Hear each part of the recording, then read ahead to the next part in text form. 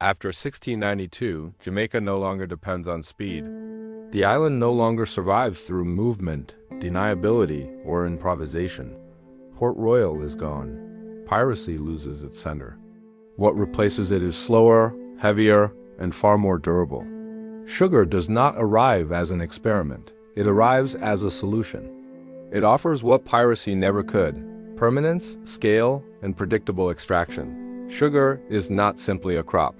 It is a system that binds land, machinery, labor, and time into a single process. Cane must be planted in large contiguous fields. It must be cut at the right moment. It must be crushed quickly before it spoils. Mills, boilers, curing houses, and storage facilities must operate continuously. Any interruption produces loss.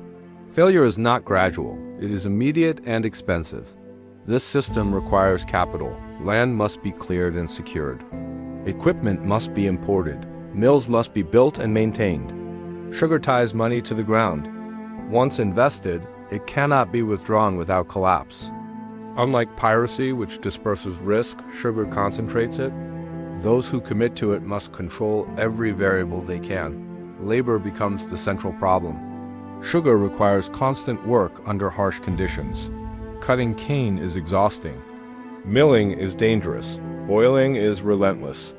The work does not pause for weather, illness, or injury. Free labor cannot sustain this pace. It leaves. Indentured labor cannot survive it. Contracts expire. Workers die before replacement is arranged. The solution is not a shortage of alternatives. It is a choice. Enslaved Africans provide labor that is controllable, replaceable, and expandable. They are purchased rather than hired. Their movement is restricted. Their resistance is punished. Their lives are calculated as inputs.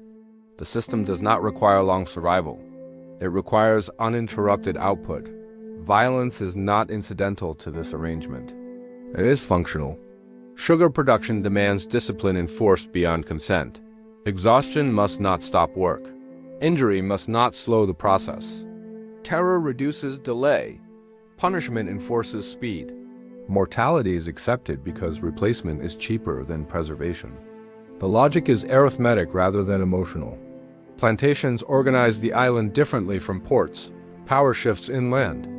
Estates replace harbors as the centers of wealth. Roads serve fields rather than ships. Authority becomes local and absolute. Plantation owners exercise control over land, labor, and time within their boundaries. The state supports this arrangement because it produces revenue without constant intervention. As sugar expands, Jamaica's population changes rapidly. Enslaved Africans come to outnumber Europeans by a wide margin. This imbalance does not weaken the system, it hardens it. Control becomes more rigid.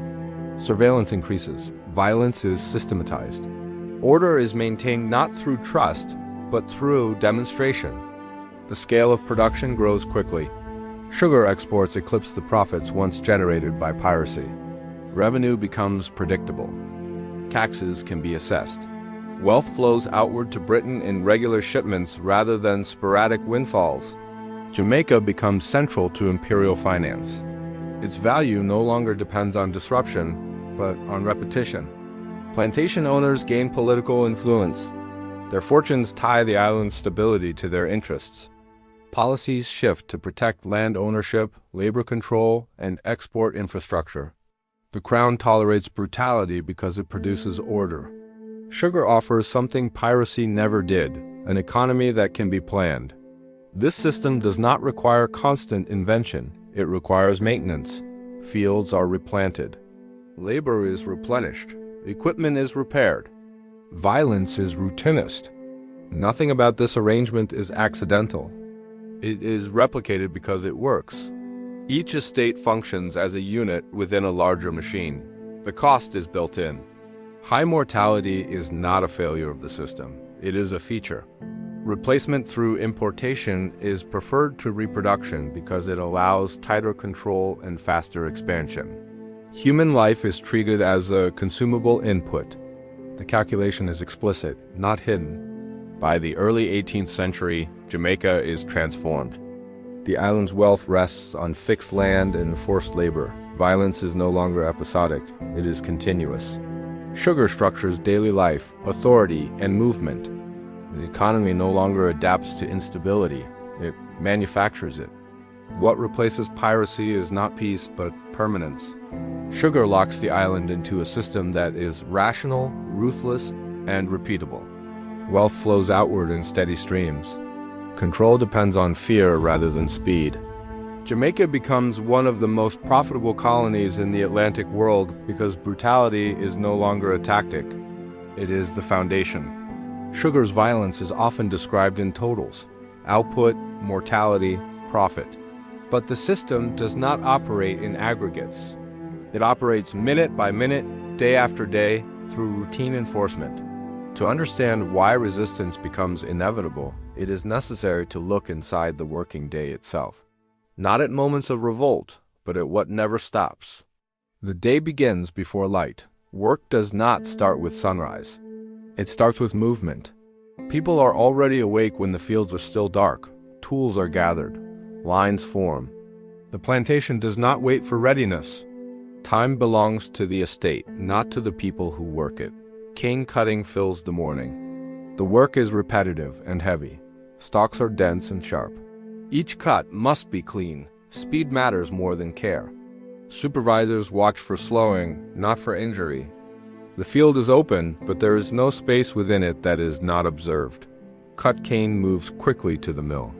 Delay ruins sugar. The milling does not pause for fatigue or heat. Hands feed stalks into rollers that crush without discrimination.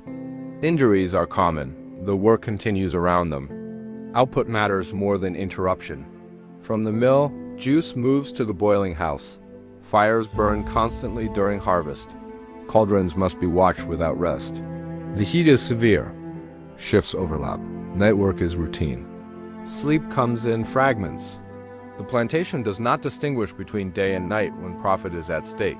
Supervision is layered. Overseers manage production. Drivers enforce pace within the labor force. Patrols move between fields and quarters. Authority is distributed so that control does not depend on one figure. Orders are repeated, not debated. Punishment is predictable. It does not require spectacle to be effective. The threat is known. Enforcement is public enough to be understood and limited enough to avoid disruption. Violence is not constant in form, but it is constant in presence. Living conditions offer little separation from work. Housing is crowded and temporary. Food is basic and rationed. Illness is common. Recovery time is minimal. The body is expected to return to work before it is ready. Replacement is easier than repair. Time compresses. Days repeat without variation. There is no clear boundary between labor and rest. The plantation is a closed environment. There are no neutral spaces. Movement is tracked. Absence is noticed immediately. Within this pressure, people calculate survival. Bonds form quietly. Information moves carefully. Trust is selective. Open defiance is rare because consequences are immediate. Resistance begins with small adjustments rather than confrontation. Work slows slightly. Tools break unexpectedly. Illness is exaggerated when possible. Some leave temporarily, not to escape the system, but to disrupt it. These acts are not coordinated as rebellion. They are responses to exhaustion. The plantation appears stable. Output continues. Authority holds. Violence remains routine. Yet the system depends on constant enforcement to maintain control. Pressure does not dissipate, it accumulates. Daily life remains unchanged, but beneath it, resistance grows quietly, shaped by repetition and constraint.